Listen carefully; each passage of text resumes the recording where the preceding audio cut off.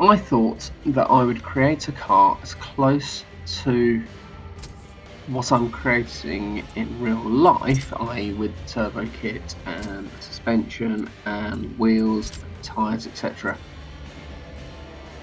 in Forza 7, so that I thought I'd create a little challenge for myself, because I don't live a million miles away from Brands Hatch, and you can go take your car there and drive it around there. I think it's called the Indy Circuit, and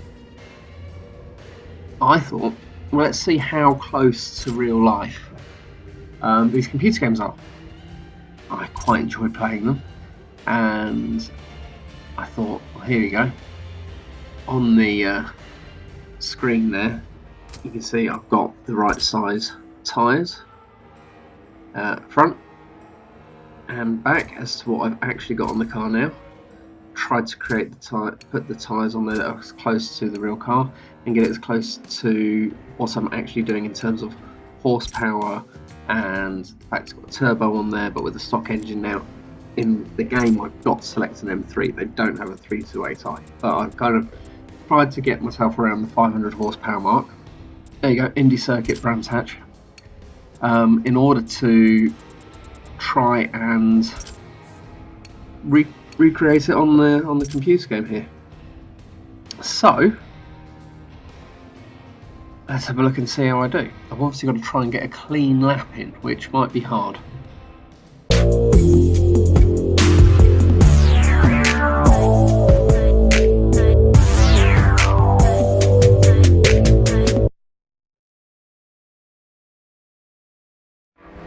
So here we go.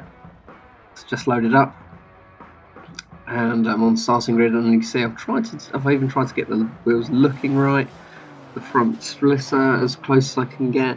Obviously it's not a convertible either. I've taken no weight out of the car because I want it to be close to what I'm actually making as possible to see how the game does. So I've gone for 4 laps and 6 other cars on the grid, just to try and, because obviously there will be other cars on a track day.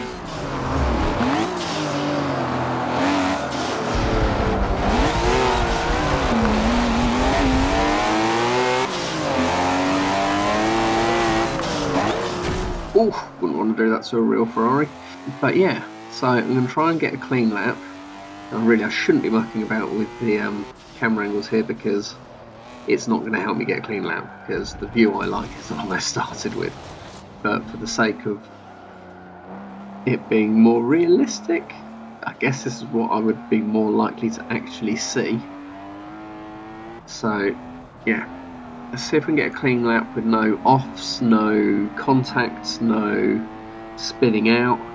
And given that I haven't got like the driving line assist on or the braking assist, I've got to try and judge this as I would if I was driving the car in real life, I guess, because, you know, there aren't magical little lines that come up in the road when you're doing a track day. So yeah, let's see if I can get a clean lap in.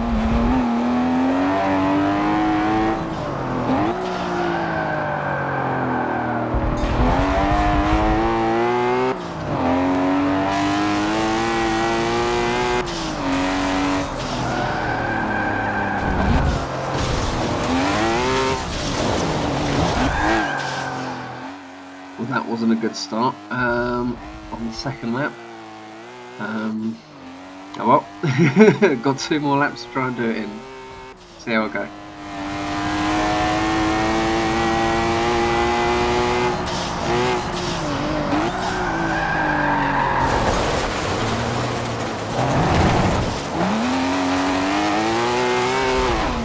Well, I guess the last lap's going to be the charm, and hope I can get back in front of that Ferrari, because quite like it to be a clean lap where I'm not going to worry about overtaking someone. Although I guess when I've done the work to the car and I go over to Brands Hatch, I will probably be lucky if it's quiet enough to give me a clean run with nothing on.